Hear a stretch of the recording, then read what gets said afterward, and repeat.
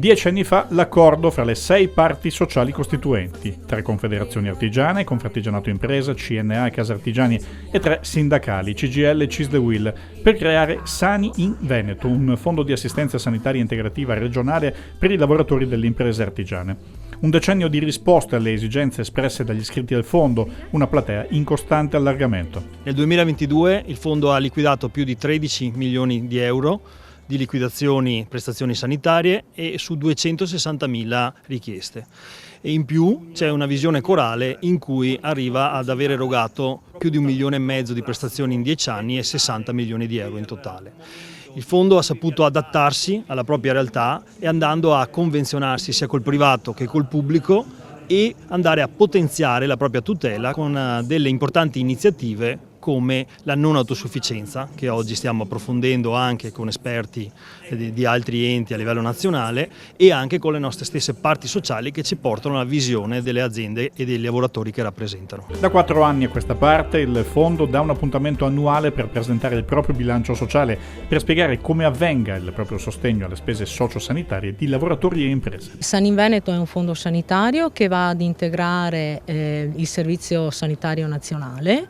e dà una mano ovviamente a tutti i nostri iscritti ad affrontare quelle che sono le spese che purtroppo sempre più incidono nei bilanci familiari.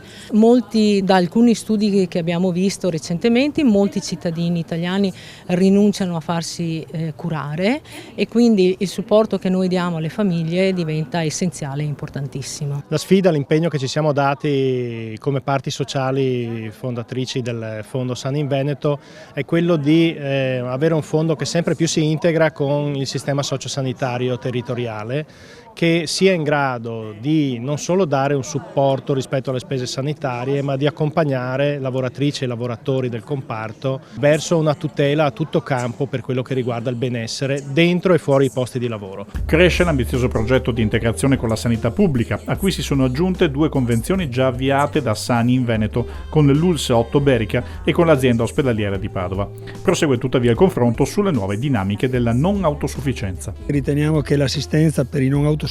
sia un passaggio importante per un fondo di sanità integrativa come è Sani in Veneto, unitamente anche agli sforzi che sta facendo per dare assistenza ai familiari degli imprenditori e dei collaboratori e anche per il convenzionamento che è stato fatto con la ULSS di Padova per il ticket. Quindi nell'insieme si cerca di dare il massimo di contribuzione, di assistenza diciamo, con la sanità integrativa al nostro mondo dell'artigianato. Tema che diventa, come dire, attualissimo in questo periodo, un po' appunto per la parte economica che diventa importante per le famiglie, ma soprattutto anche per la socialità delle persone anziane, ma non solo, anche per tutte quelle persone che purtroppo anche in età lavorativa diventano non autosufficienti e quindi hanno bisogno di essere sostenuti. La coperta, come si dice, della sanità pubblica si sta sempre di più restringendo, accorciando, quindi c'è la necessità di intervenire per